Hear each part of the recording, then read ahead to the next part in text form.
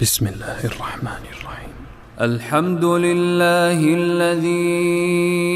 أنزل على عبده الكتاب ولم يجعل له عوجا قيما لينذر بأسا شديدا من لدنه ويبشر المؤمنين الذين يعملون الصالحات أن لهم أجرا حسنا ماكثين فيه أبدا وينذر الذين قالوا اتخذ الله ولدا ما لهم به من علم ولا لآبائهم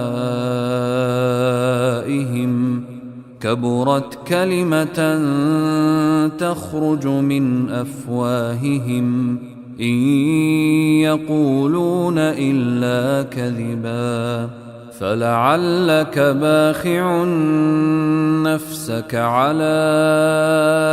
آثارهم إن لم يؤمنوا بهذا الحديث أسفا إنا جعلنا ما على الأرض زينة لها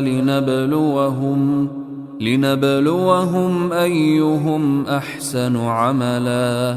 وإنا لجاعلون ما عليها صعيدا جرزا أم حسبت أن أصحاب الكهف والرقيم كانوا من آياتنا عجبا إذ أوى الفتية إلى الكهف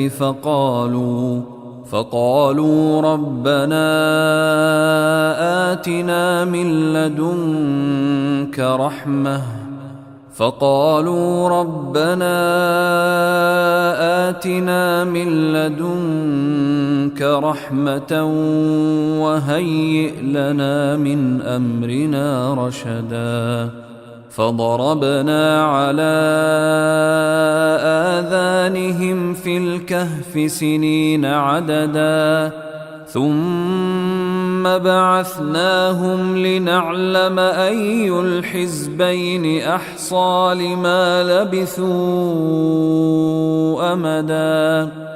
نحن نقص عليك نبأهم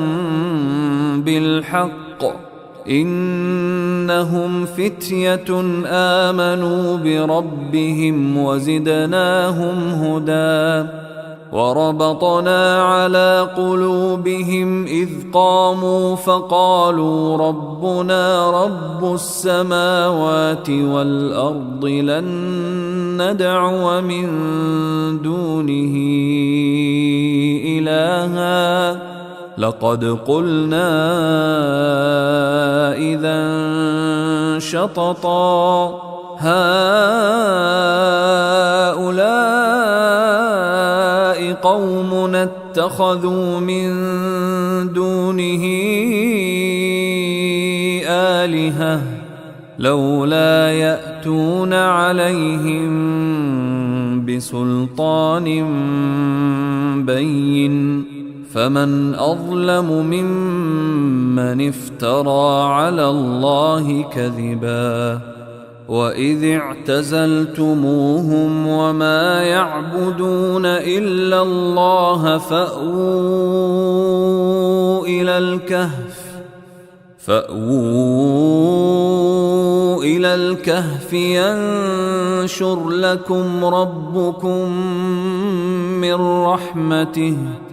ينشر لكم ربكم من رحمته ويهيئ لكم من أمركم مرفقا وترى الشمس إذا طلعت تزاور عن كهفهم ذات اليمين وإذا غربت تقرضهم ذات الشمال وهم في فجوة منه ذلك من آيات الله من يهد الله فهو المهتد ومن يضلل فلن تجد له وليا مرشدا وتحسبهم أيقاظا وهم رقود ونقلبهم ذات اليمين وذات الشمال وكلبهم باسط ذراعيه بالوصيد لو اطلعت عليهم لوليت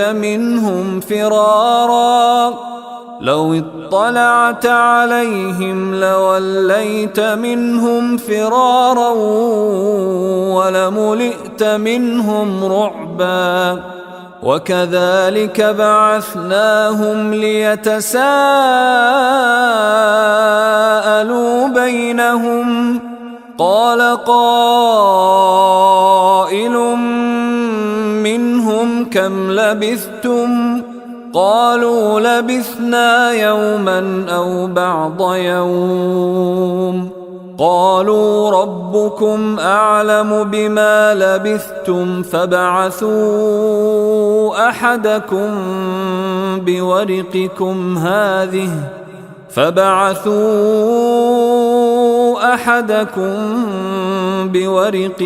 هذه إلى المدينة فلينظر أيها أزكى طعاما فليأتكم برزق منه وليتلطف ولا يشعرن بكم أحدا إنهم إن يظهروا عليكم يرجموكم أو يعيدوكم في ملتهم ولن تفلحوا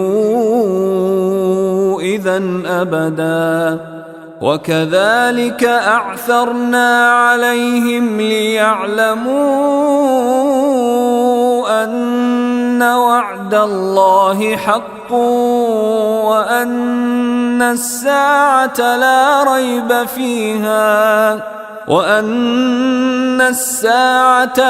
ريب فيها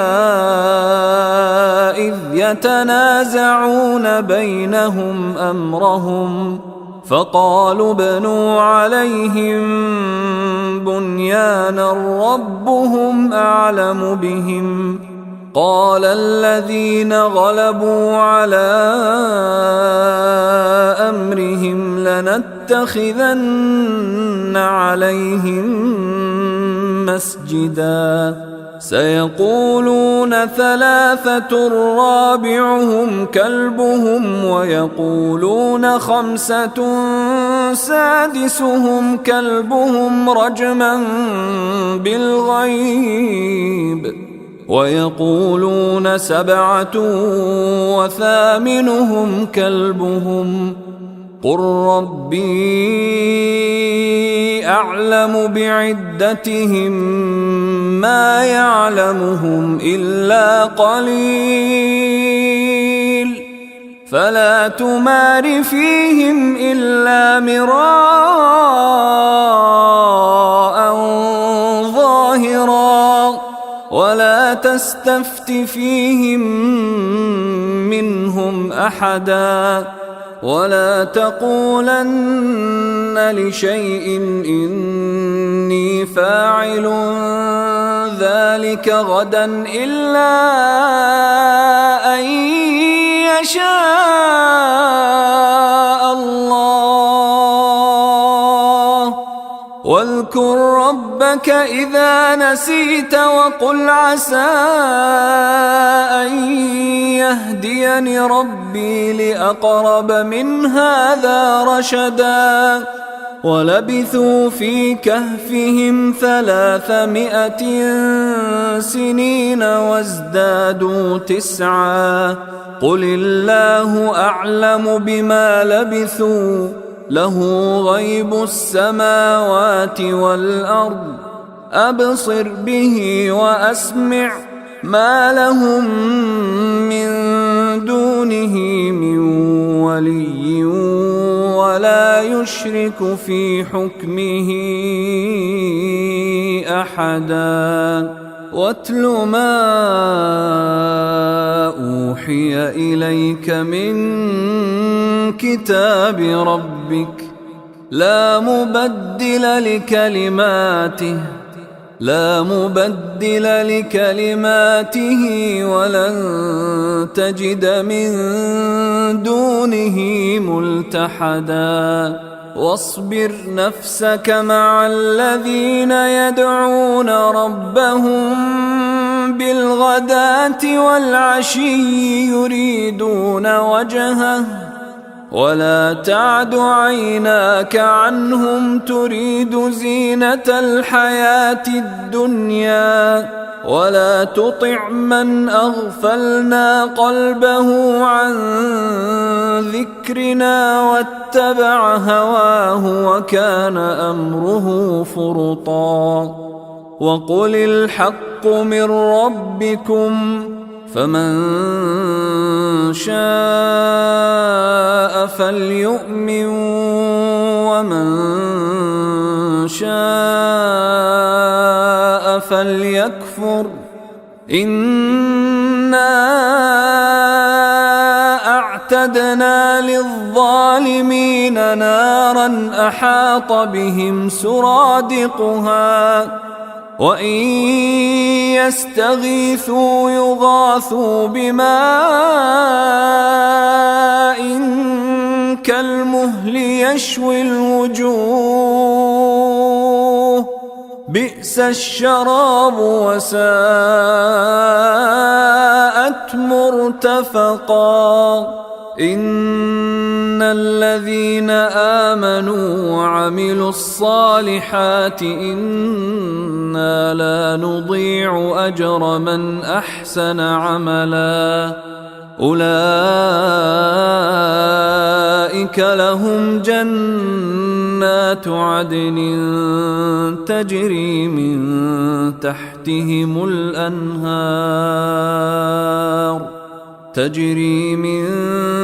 تحتهم الأنهار يحلون فيها من أساور من ذهب ويلبسون ثيابا خضرا من سندس واستبرق متكئين فيها على الأرائك نعم الثواب وحسنت مرتفقا واضرب لهم مثل الرجلين جعلنا لأحدهما جنتين من أعناب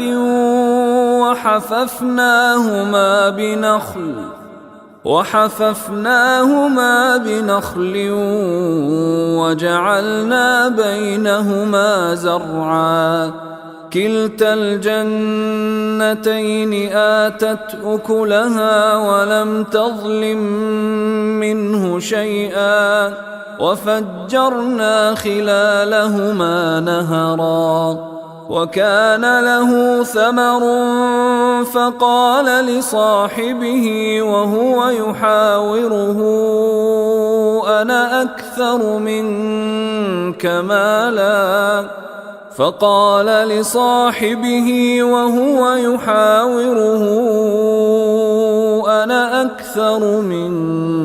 مالا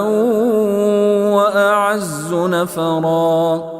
ودخل جنته وهو ظالم لنفسه قال ما أظن أن تبيد هذه أبدا وما أظن الساعة قائمة ولئن رددت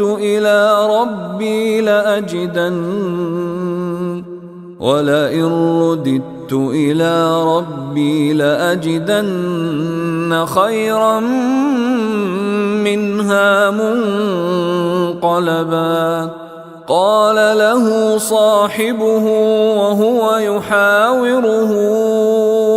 أكفرت بالذي خلقك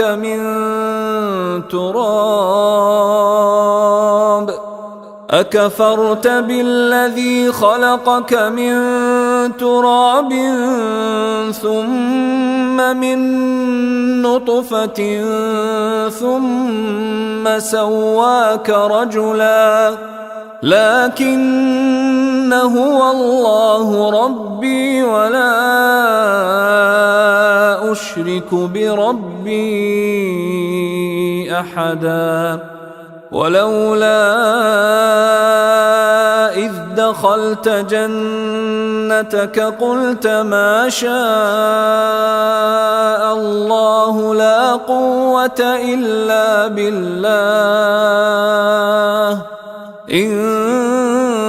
ترني أنا أقل منك مالا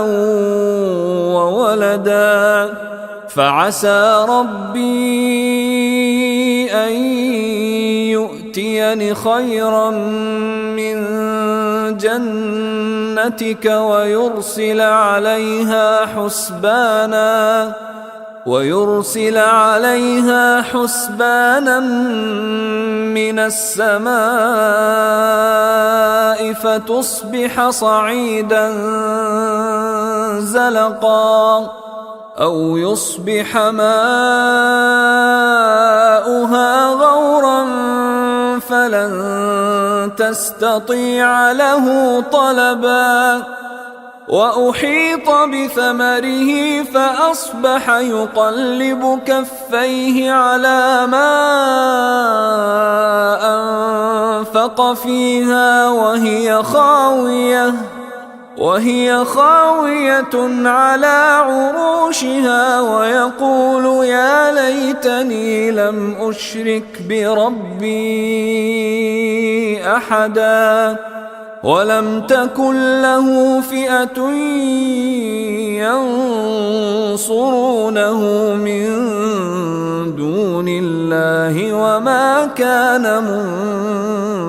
منتصرا. هنالك الولاية لله الحق هو خير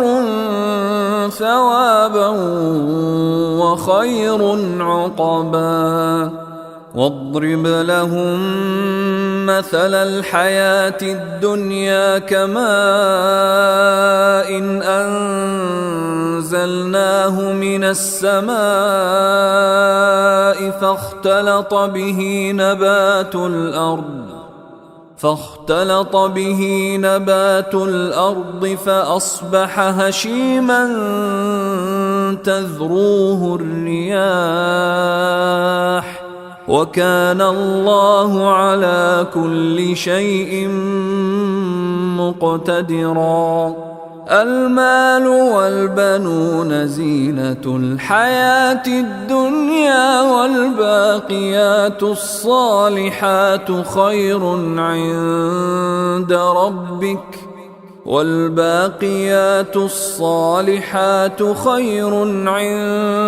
ربك ثوابا وخير أملا. ويوم نسير الجبال وترى الأرض بارزة وحشرناهم فلم نغادر منهم أحدا. وعرضوا على ربك صفا لقد جئتمونا كما خلقناكم أول مرة بل زعمتم أن لن نجعل لكم موعدا.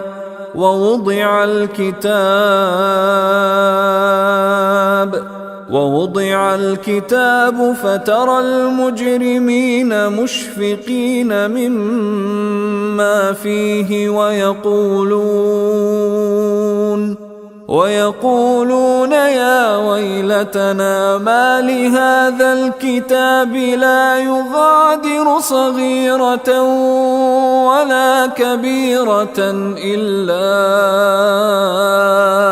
أحصاها ووجدوا ما عملوا حاضرا ولا يظلم ربك أحدا. وإذ قلنا للملائكة اسجدوا لآدم فسجدوا إلا إبليس كان من الجن ففسق عن أمر ربه أفتتخذونه وذريته أولياء من دوني وهم لكم عدو بئس للظالمين بدلا. ما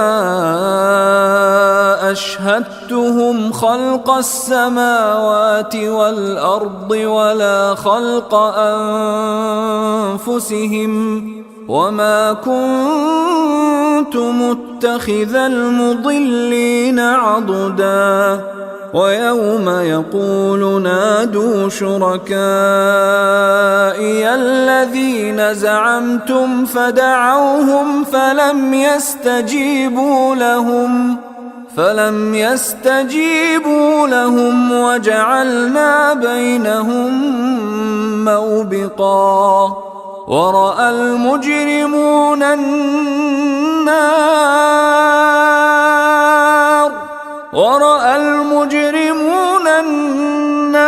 فظنوا أنهم مواقعوها ولم يجدوا عنها مصرفا. ولقد صرفنا في هذا القرآن للناس من كل مثل وكان الإنسان أكثر شيء جدلا. وما منع الناس أن يؤمنوا إذ جاءهم الهدى ويستغفروا ربهم إلا أن تأتيهم سنة الأولين أو يأتيهم العذاب قبلا. وما نرسل المرسلين إلا مبشرين ومنذرين ويجادل الذين كفروا بالباطل ليدحضوا به الحق واتخذوا آياتي وما أنذروا هزوا. ومن أظلم ممن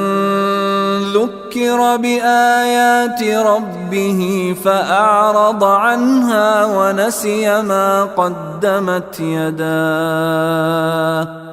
إنا جعلنا على قلوبهم أكنة أن يفقهوه وفي آذانهم وقرا وإن تدعهم إلى الهدى فلن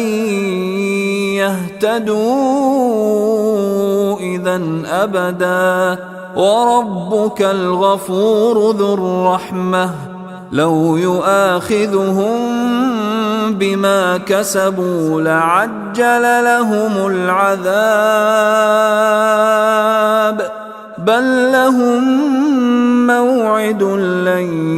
يجدوا من دونه موئلا. وتلك القرى أهلكناهم لما ظلموا وجعلنا لمهلكهم موعدا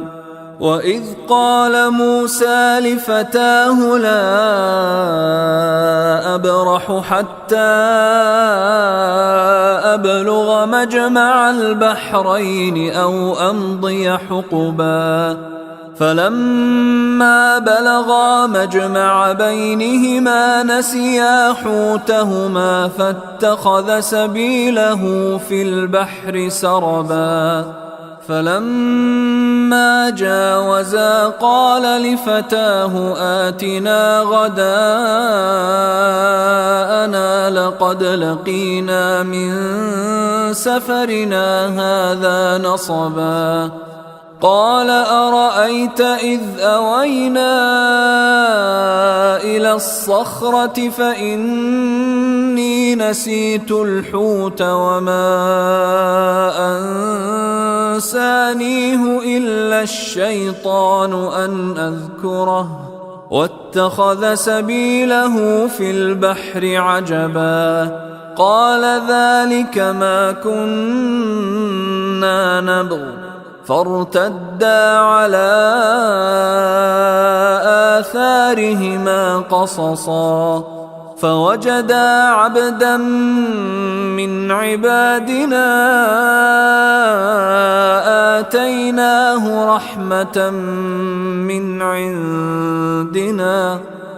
آتيناه رحمة من عندنا وعلمناه من لدنا علما قال له موسى هل أتبعك على أن تعلمني مما علمت رشدا قال إنك لن تستطيع معي صبرا وكيف تصبر على ما لم تحط به خبرا قال ستجدني إن شاء الله صابرا قال ستجدني إن شاء الله صابرا ولا أعصي لك أمرا قال فإن اتبعتني فلا تسألني عن شيء حتى أحدث لك منه ذكرا فانطلقا حتى إذا ركبا في السفينة خرقها قال أخرقتها لتغرق أهلها لقد جئت شيئا إمرا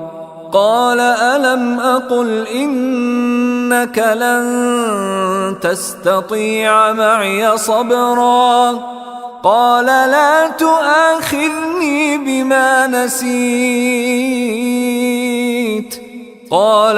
تؤاخذني بما نسيت ولا ترهقني من أمري عسرا فانطلقا حتى إذا لقيا غلاما فقتله قال أقتلت نفسا زكية بغير نفس لقد جئت شيئا نكرا قال ألم أقل لك إنك لن تستطيع معي صبرا قال إن سألتك عن شيء بعدها فلا تصاحبني قد بلغت من لدني عذرا فانطلقا حتى إذا أتيا أهل قرية استطعما أهلها فأبوا أن يضيفوهما فوجدا فيها جدارا يريد أن ينقض فأقامه قال لو شئت لاتخذت عليه أجرا قال هذا فراق بيني وبينك سأنبئك بتأويل ما لم تستطع عليه صبرا أما السفينة فكانت لمساكين يعملون في البحر فأردت أن أعيبها وكان وراءهم ملك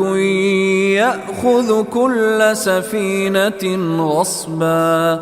وأما الغلام فكان أبواه مؤمنين فخشينا أن يرهقهما طغيانا وكفرا فأردنا أن يبدلهما ربهما خيرا منه زكاة وأقرب رحما وأما الجدار فكان لغلامين يتيمين في المدينة وكان تحته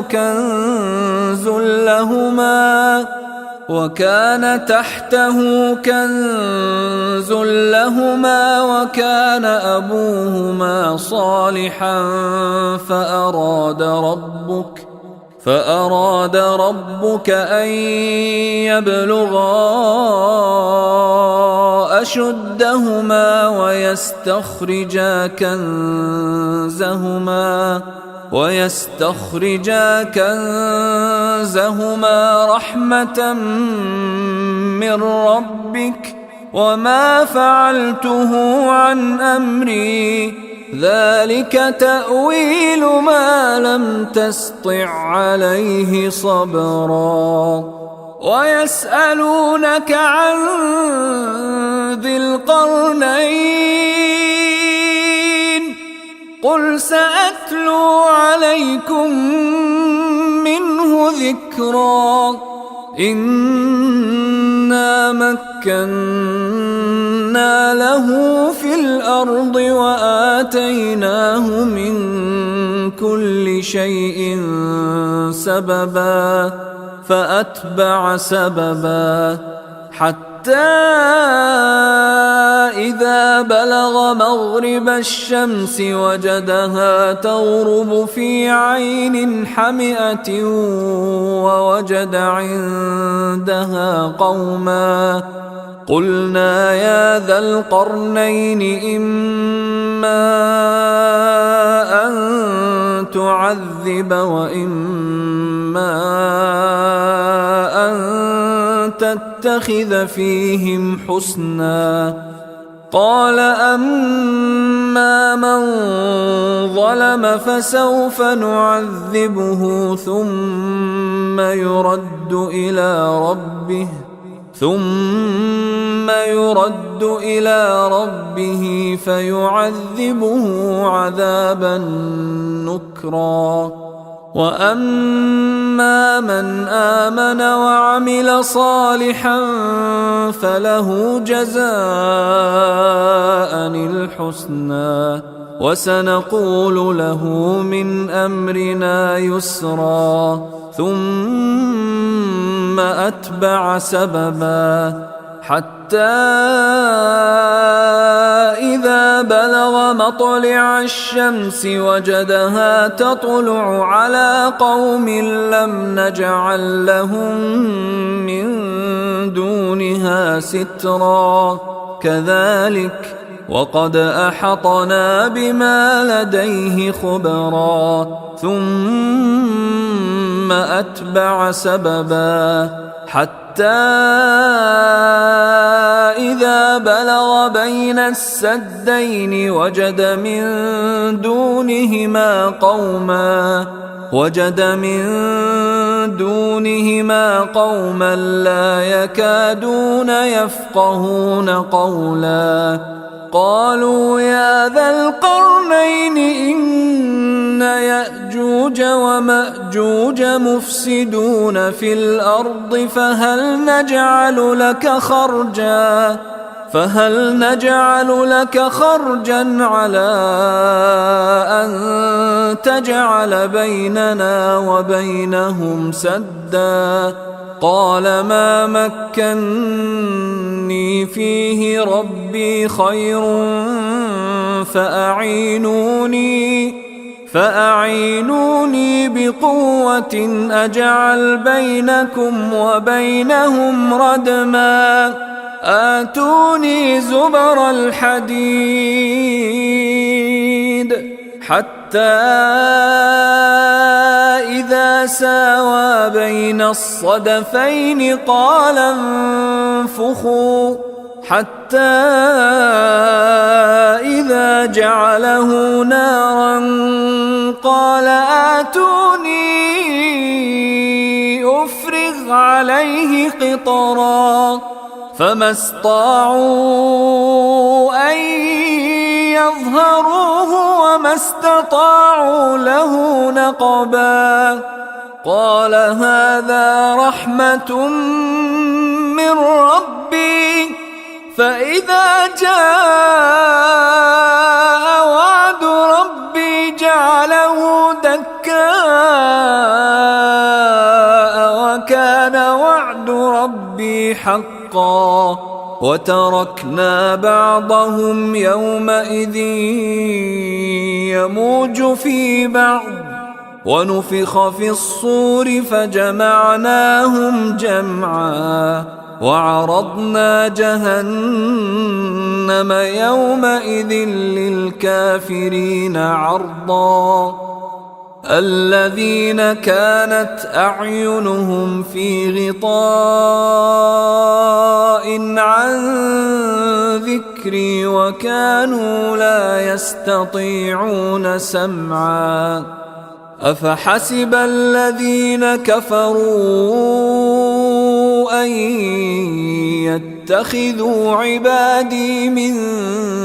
دوني أولياء إنا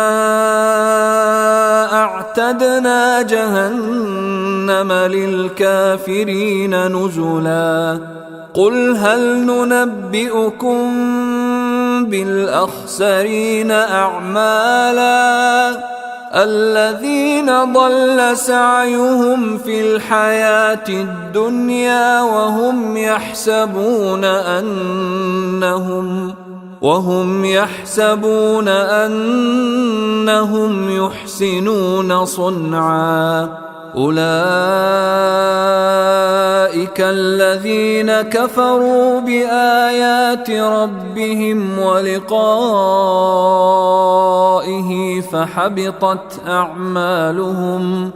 فحبطت أعمالهم فلا نقيم لهم يوم القيامة وزنا ذلك جزاؤهم جهنم بما كفروا واتخذوا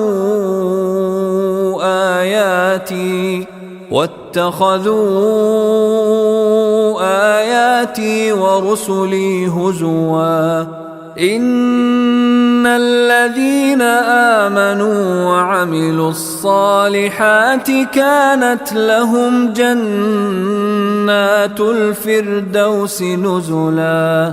خالدين فيها لا يبغون عنها حولا قل لو كان البحر مدادا لكلمات ربي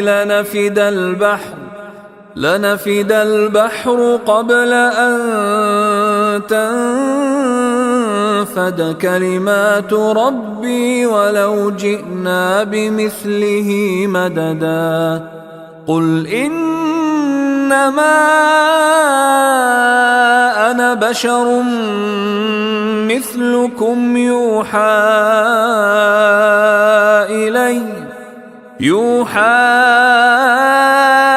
إلي أنما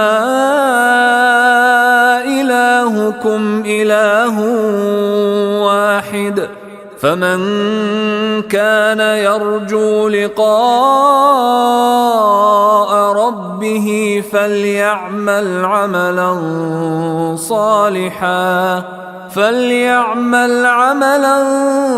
صالحا ولا يشرك بعبادة ربه أحدا.